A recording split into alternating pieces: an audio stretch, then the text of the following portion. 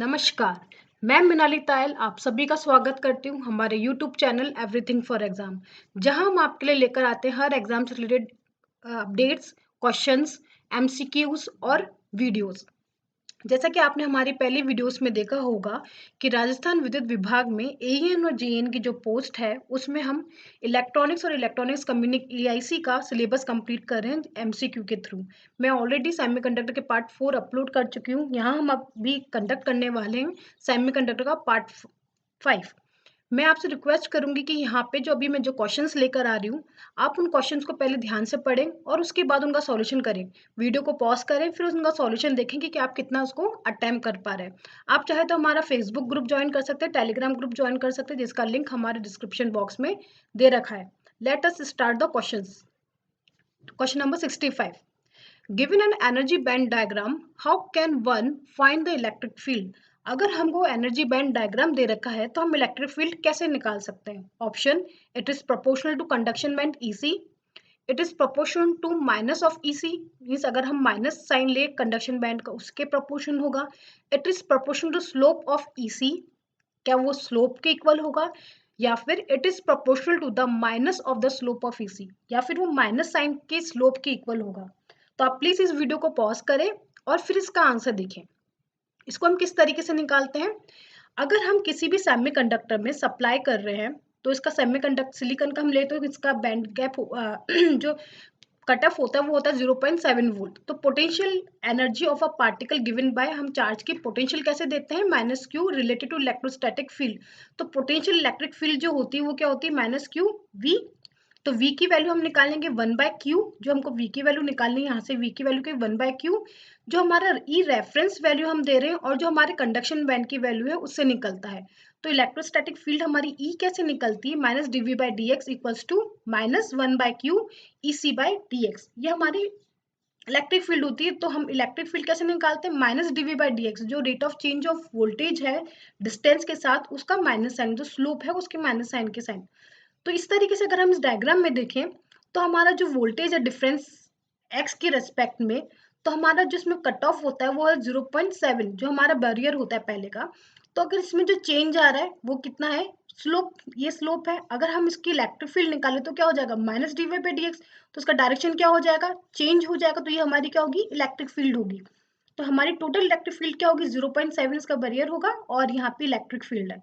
तो electric field हम कैसे निकालते हैं? इलेक्ट्रिक फील्ड होती है minus dv by d x.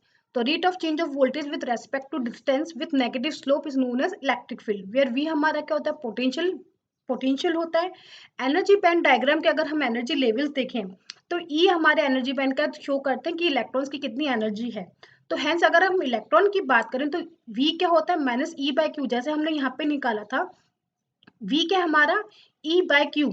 तो हमारे अगर इलेक्ट्रॉन के हम वोल्टेज की बात करें तो वो क्या होगा? Minus electric field divided by q, where E हमारा क्या? Energy of electron. अगर हम इलेक्ट्रॉन की एनर्जी को कंडक्शन बैंड में हम देखना चाहते हैं तो सपोज मैंने उसको शो करा है E equals to E C as a reference level. For calculation के लिए मैं क्या यूज करूँ? E की जगह मैं क्या लिखूंगी? ई सी।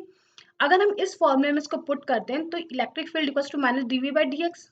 Okay, minus d x by d x, V की जगह मैं क्या वैल्यू रख सकती हूँ? ई बाई क्यू, और ई को मैंने किससे रिप्लेस करा है? ईसी, कंडक्शन बैंड की एनर्जी से।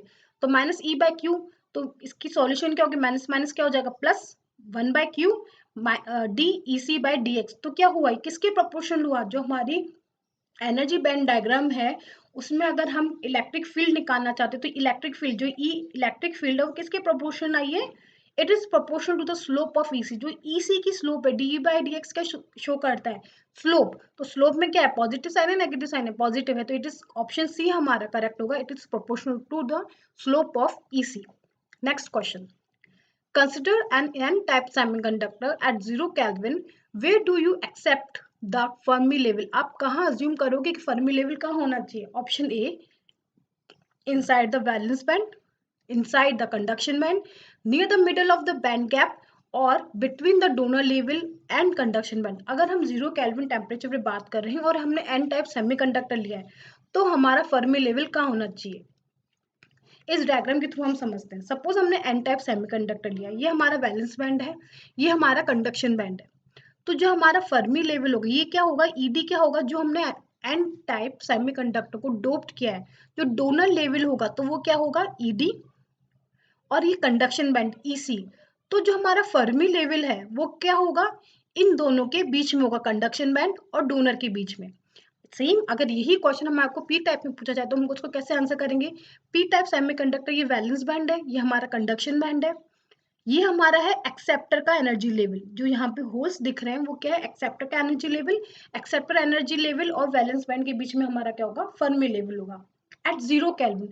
अब इस आंसर को सॉल्व करते हैं। अगर हम 0 केल्विन की बात कर रहे हैं तो फर्मी डायरेक्ट स्टैटिक्स कहती है कि उसके नीचे सारी स्टेट क्या होगी, फिल्ड होगी इलेक्ट्रॉन से। Fermi direct statics say that all the state below the Fermi level should be filled with electron. अगर हम 0 केल्विन की बात कर रहे हैं तो 0 केल्विन में फर्मी डायरेक्ट डिस्ट्रीब्यूशन कहता है कि जो हमारी फर्मी लेवल से पहले की जितनी भी है वो किससे फिल्ड होगी, इलेक्ट्रॉन से।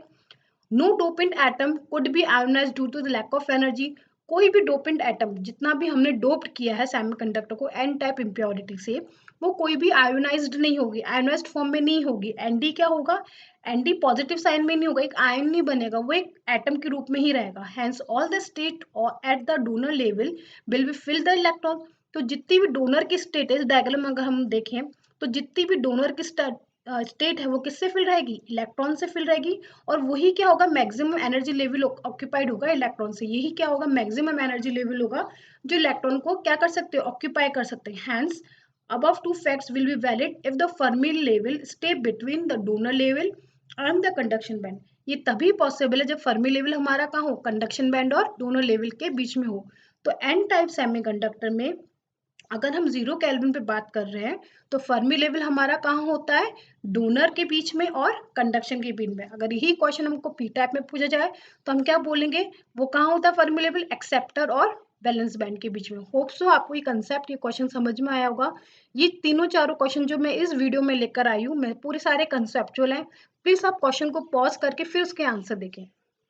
Next question, an intrinsic silicon wafer is doped with 5 into 10 to the power 16 per centimeter cube phosphorus atom and 6 into 10 to the power 16 per centimeter cube boron atom। हमने phosphorus से dope किया है और boron से dope किया है। assume at the 300 Kelvin, temperature क्या है, 300 Kelvin है।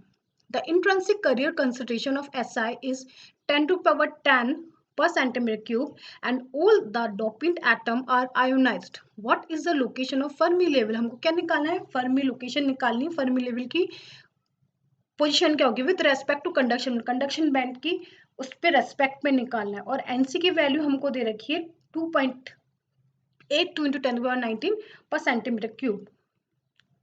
तो हम इसको किस तरीके से निकालेंगे, इफेक्टिव डोपिंग अगर हम पी टाइप देखें, इफेक्टिव डोपिंग क्या है कि हमको देखना है कि एन टाइप कितनी है और पी टाइप डोपिंग कितनी है। तो एन ए हम देखेंगे, एन ए जो हमारी एक्सेप्टर है माइनस जो डोनर है, तो हमारी कितनी है इसकी 6 इंटू 10⁻16 जो हमको फॉस्फोरस की दे रखी है एन ए, और हमको किसकी बोरोन की कितनी दे रखी है 5 इंटू 10⁻16। तो हमारा टोटल इनको डिफरेंस करेंगे तो हमारी इफेक्टिव डोपिंग कितनी आएगी 1 इंटू 10⁻16।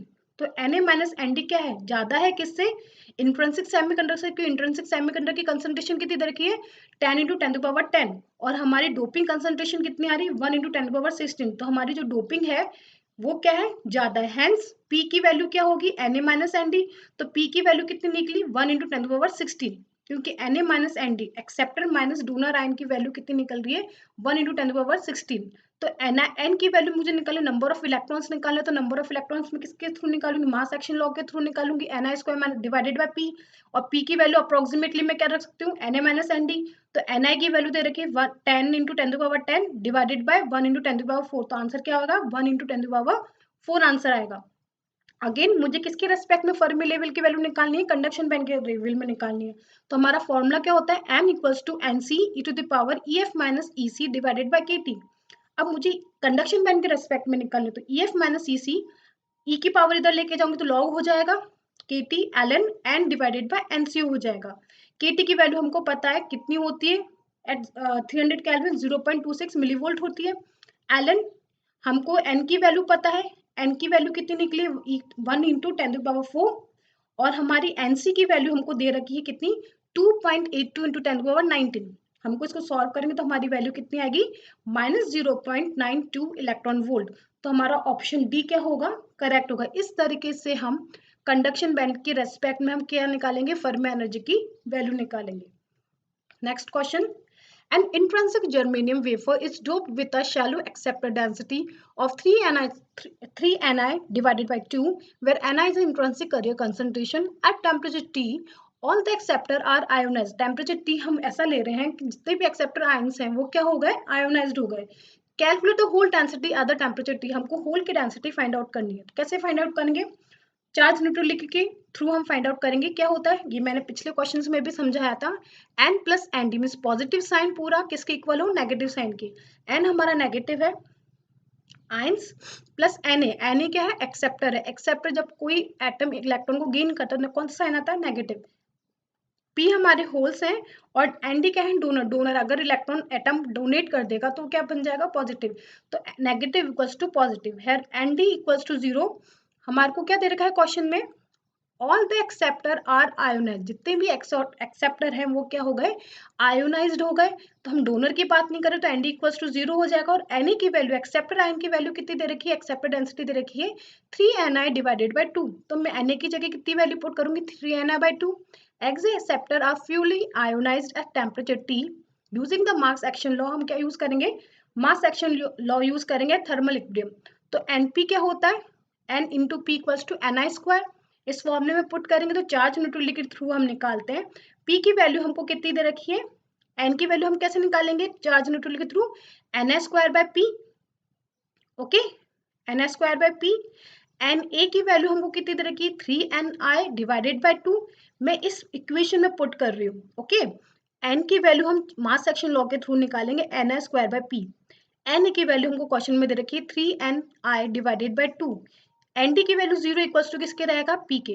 यहाँ पे इक्वेशन को सॉल्व करेंगे तो क्या आ जाएगी, p square minus 3Ni divided by 2 multiply by p minus Ni square. इसको सॉल्व करेंगे क्वाड्रेटिक इक्वेशन को तो हमारी पी की वैल्यू निकलेगी equals to 3Ni divided by 4 plus 1 by 2 under root 9Ni square divided by 4 plus 4Ni square equals to, पूरे को solve करेंगे तो हमारी वैल्यू कितनी आएगी, 2Ni आएगी। तो ऑप्शन ए हमारा करेक्ट होगा, ऑप्शन ए क्या होगा, 2Ni। इट मीन्स अगर हम होल की डेंसिटी को कैलकुलेट करेंगे टेम्परेचर T पे तो क्या होगी, 2Ni होगी। Next, the three scattering mechanisms are present in the particular semiconductor material. If only the first scattering mechanism were present, the mobility mu1 हमको दे रखी 2000, सेकेंड मैकेनिज्म के थ्रू दे रखी है 1500 और थर्ड मैकेनिज्म के थ्रू हमको दे रखी है 500। हमको टोटल मोबिलिटी निकाले तो टोटल मोबिलिटी का फॉर्मूला होता है 1 अपॉन म्यू नेट। हमको टोटल निकालनी है तो 1 upon mu one plus 1 upon mu two plus 1 upon म्यू3।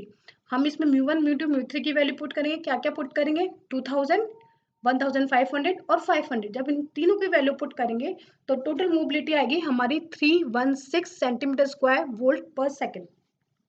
Total mobility का फॉर्मूला होता है कि जितनी भी हमको मोबिलिटी दे रखी है उन सबको रेसिप्रोकल में ऐड करो, 1 बाय म्यू नेट निकल जाएगा हमारा 1 by mu one plus 1 by mu two plus 1 by म्यू3। प्लीज़ आप इस वीडियो को ढंग से देखें, पूरे क्वेश्चन सारे कंसेप्चुअल हैं जो एग्जाम पॉइंट ऑफ व्यू से बहुत ही इंपॉर्टेंट है। प्लीज़ अब आप हमारे साथ इन वीडियोस को देखते रहें, हमारे चैनल को लाइक एंड सब्सक्राइब करना ना भूलें। नेक्स्ट वीडियो में मैं आपके लिए लेकर आऊँगी पीएन डायोड से रिलेटेड सारे क्वेश्चन, तो प्लीज़ इसे ज़रूर देखें, लाइक एंड सब्सक्राइब करें। Thank you.